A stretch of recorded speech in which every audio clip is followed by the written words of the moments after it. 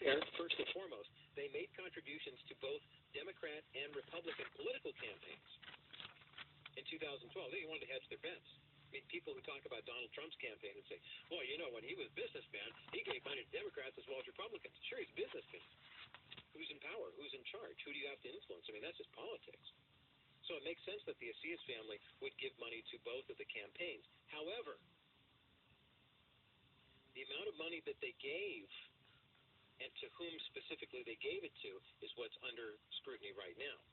According to recent reports, $300,000 in donations were given to Democrat politicians, considerably less to Republican politicians. Not only that, but the Acias family reached out directly to Cheryl Mills, who, of course, is the attorney for Hillary Clinton. And this is, don't take my word for it, this is a report from the New York Times.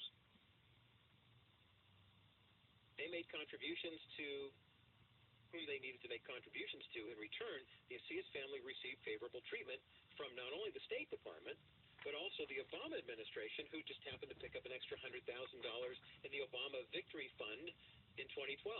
See, that's what they're doing right now. They're doing fundraising. When the president was out here earlier this week, it was for the Hillary Clinton Victory Fund, which is, I mean, hey, positive affirmation, right? Go out there and claim it, right? They decide we're just going to tell all of our donors, this is for the Victory Fund. This is to pay the bills for everything that we incurred during the course of the time. But she's already won this. We've already got a victory fund. I mean, there's nothing wrong with saying that. In 2012, Roberto and William Acias were sentenced in absentia to 8 years in prison in Ecuador. They had a bank, and they basically ran it into the ground. They presented false balance sheets to the government so they could qualify for bailout money. Now, understanding, of course, I mean, that's nothing new. That does happen. We don't like it to think it's going to happen, but remember all the big hue and cry in 2008 with the whole Wall Street meltdown and the banks are too big to fail, but they're failing and we've got to have a bank bailout and all that stuff. People have been suspicious of this type of activity for years. If the government of Ecuador had a program that said if your bank is struggling, and we will make way for you to go ahead and keep it afloat because we don't want your bank to fail because the government is securing the deposits and they don't want to have to be on the hook for hundreds of billions of dollars in assets. It's cheaper for them to say we'll either bail you out or we'll provide some kind of loan. So the Acias family said, we'll do that. Sure, no problem. Oh, look at us. Poor us. We're so broke. When in actuality, they had been draining the assets to the tune of hundreds of millions of dollars, and then they'd have the government bail them out. Finally, the government caught on to what they were doing, and so now they had to run. So they ran to the United States. They needed asylum. According to this report from the New York Times, the amount of money that the Acias family wound up costing the Ecuadorian government, and Ecuador is not a really, I mean, you're talking Venezuela time, right? I mean, they are not a really prosperous nation. But the Acias family basically bled the government of $660 million in the scam. Then they came to the United States. Then they started Da Vinci Biologic and TV Biologic and Da Vinci Biosciences, set up shop in Yorba Linda, and what do? They're anchoring one of the most profitable arms of this $100 million baby body parts scam. Now, doesn't it make sense that if someone were on the lam from a government for bleeding the government dry, that if they came to the United States seeking asylum, what would we do? We would say, yeah, you know what, they're right over here. And then there's a process called extradition, where you take them out of your country and back to the country where they're going to face charges. You would do your own investigation to find out whether or not they were guilty, and then say, okay, we're working with law enforcement, because if one of our citizens had done that and fled to Ecuador, we would expect the same treatment, would we not?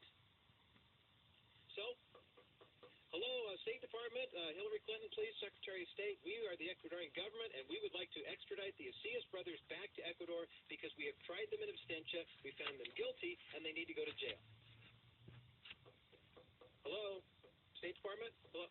Let me try a call. Yes, is this the State Department? Yeah, we'd like to talk to Secretary of State Hillary Clinton, please. You're harboring 2 criminals who bled our government dry for $661.5 million. Sure, I'll hold. Click. That's what they got from the State Department over and over again.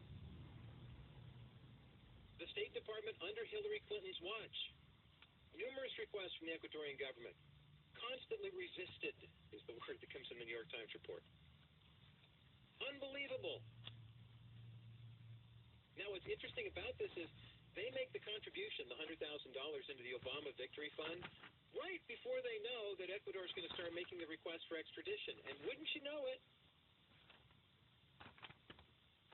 Yeah.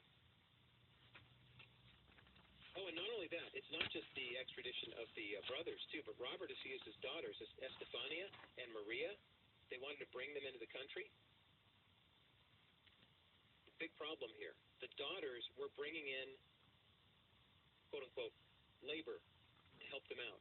Maids, butlers, things of that nature. They used false visas, took them to the Coral Gables home where the brothers had set up shop, and then started trafficking people there, holding them against their will. No ID. Human trafficking going on in addition to the buying and selling of baby body parts. And what was the State Department's response to that?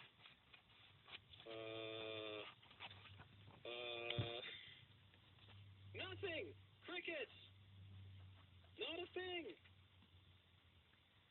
Da Vinci Biosciences was incorporated in 2007. DV Biologics was incorporated in 2009. Last year, they moved to Yorba Linda. Isn't that wonderful to know? I mean, I'll be honest with you. I like the idea that we're kind of multinational, multi-ethnic, and